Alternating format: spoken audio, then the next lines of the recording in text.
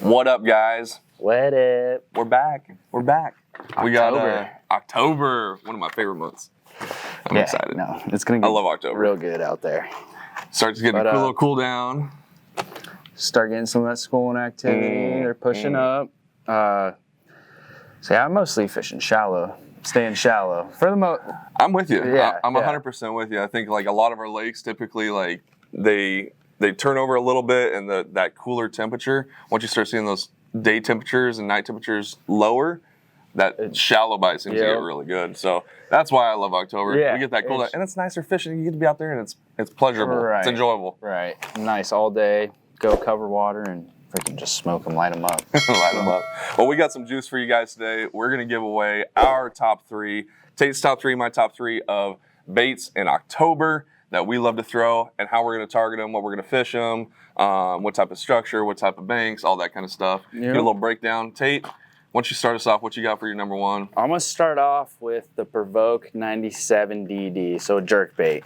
This is one of my favorites from 6th Sense. Just it's got a nice size profile to it, but this is kind of my cleaner water, more rock bank. That's kind of what I'm targeting with this.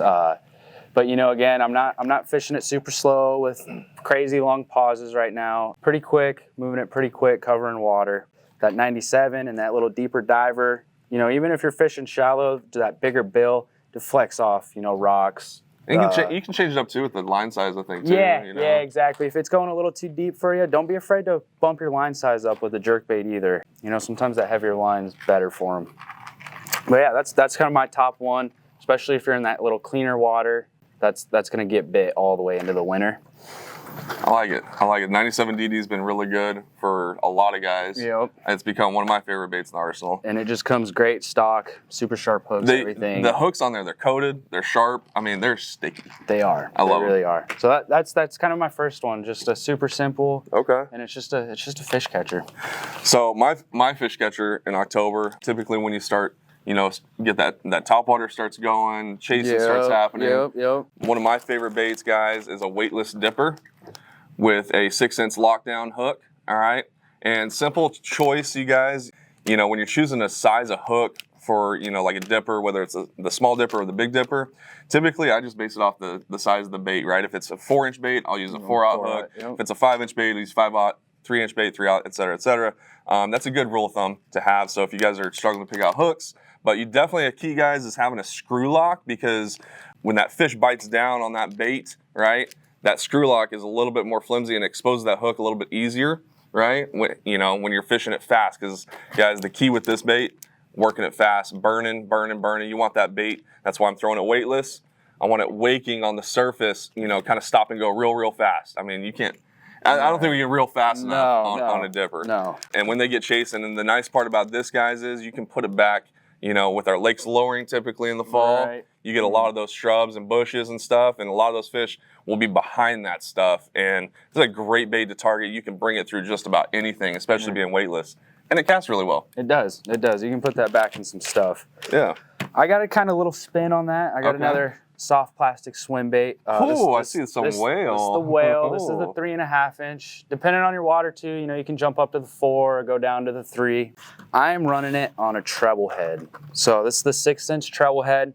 What you do is you screw that right into the front of the bait, and then you're gonna run your line through there, and you're gonna tie on a treble hook that fits it. So you're making this a line through swim bait. Again, with that little added weight on there, you know, you're gonna be able to fish it a little deeper than you would the dipper. Or again, if you're more open water, you're not really casting it into cover, you get a little better hookup ratio with these, with that treble hook. Bait's gonna last a little longer. That's just a nice little sleeper one. They also have the bladed version. You know, you get in some stained water, get that little flash to it, but and the treble hook's on the top, right? Yeah. So you can still come through cover pretty well, I think. Exactly. Yeah. Yeah. You know, yeah. It's just a fun, super simple, easy way. You know, just casting and winding with it. They go up to like what, 1 ounce? Yeah, they have some heavy ones. Some heavy I ones. usually Fish stay deep, with that shallow. like 3/16 quarter. Yeah. But yeah, if you want some. Get it down there deeper, they got the heavier options too, but that's just another super fun way to catch them. Super easy to rig, saves your baits, and the hookup ratio is great with that little treble on there. Yeah, line through. You can't beat a line through. No. So my kind of secondary deal, I mean, You guys, in the fall, you can't go wrong with the chatterbait. Good old chatterbait. And I got two different chatterbaits here. You know, there's your standard jackhammer right there, and then this is a little bit of a sleeper, but the chatterbait mini max. All right. And guys, the key for me, I'm basically choosing two different types of trailers this time of year. One with a pintail, so no paddle, no break in the body like the Zacho, but just a straight pintail. That gives it a lot of action. You wouldn't believe, you know, this is the new Hog Farmer Stroll Shad, and actually works great on a chatterbait too. Pintail style, and that pintail just dances with that vibration.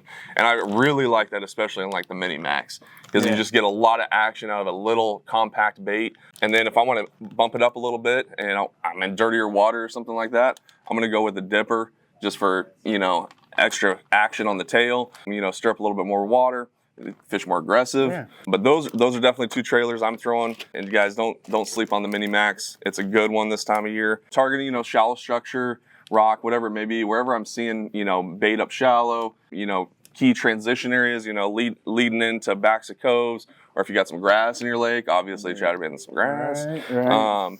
But I mean, you guys can't go wrong. October, I've caught a lot of great fish, done great in a lot of derbies on a chatterbait in October. Yeah, it's a good one. I mean, catches big ones too. Yep. All right, lastly here, I'm going with the good old classic Divine spinnerbait.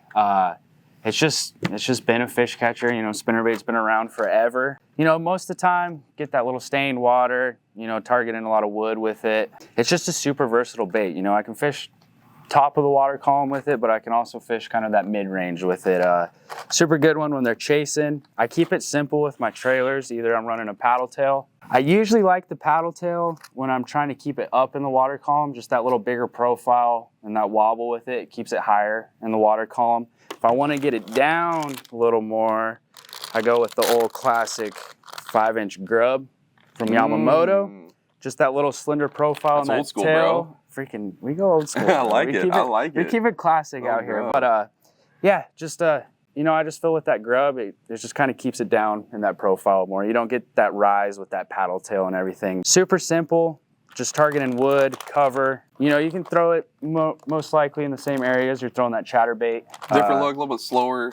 Yeah, exactly. You know, most of the time I'm staying either with the double willow, or sometimes I'll go with the tandem, so the willow with the little Colorado right there. Yeah, just a super fun, easy way to catch them right now. The whites, any of your shad patterns, don't go too deep into it. Just a good way, just a fun way right now. Heck yeah.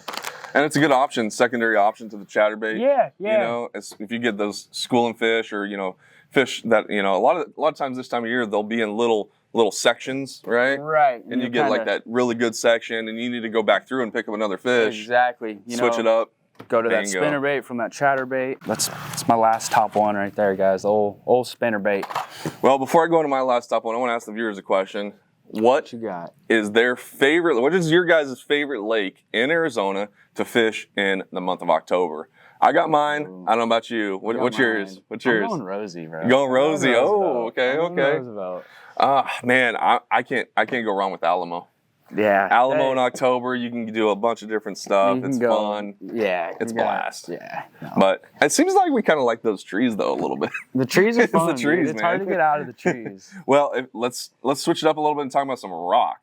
You guys are targeting some rock. You guys will see here in video dropping. You just probably saw it, but finesse jigs.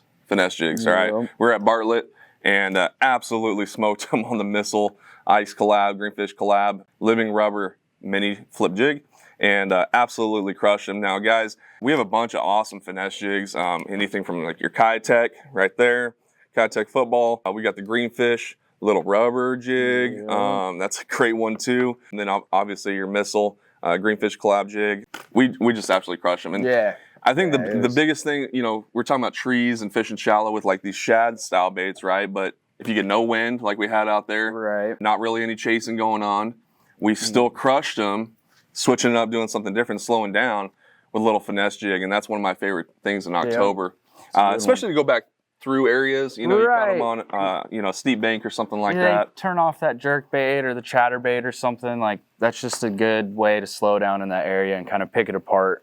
Absolutely. Usually they're good ones. And we caught some good ones. We had a bag. Yeah. So it was really fun. And guys, just Super simple. I keep it really simple on trailers for those jigs. I'm going to throw something in that 3-inch range, whether it's a Rage Craw, 3-inch Chigger Craw. One thing you want to keep in mind, a little tidbit here, guys, is you got living rubber and you got silicone skirts on these little finesse jigs.